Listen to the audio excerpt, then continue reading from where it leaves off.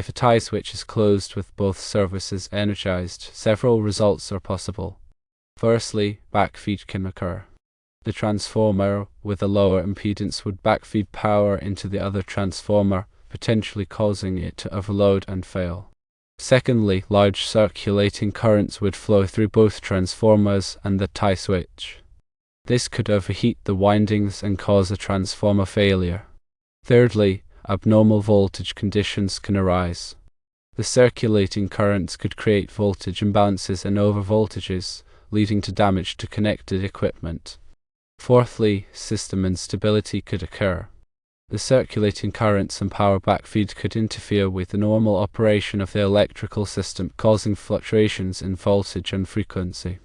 Fifthly, a fire hazard could be present. The overheated transformers and circulating currents could pose a fire hazard, especially if there is flammable material nearby.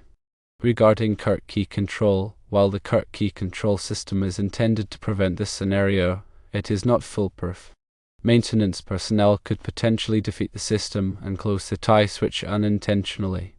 The impedance difference between the transformers is a key factor in determining the severity of the consequences.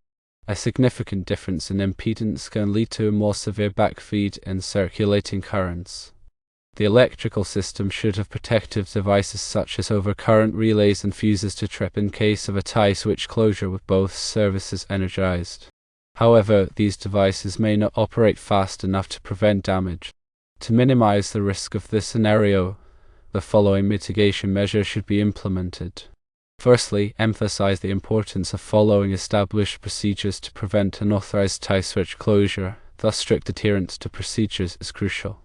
Secondly, conduct periodic audits to ensure that the kirk-key control system is functioning properly and that maintenance personnel are following procedures, thus regular audits are essential.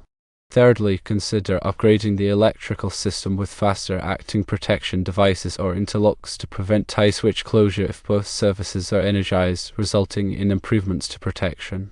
Finally, develop an emergency response plan to address the potential consequences of a tie switch closure with both services energized.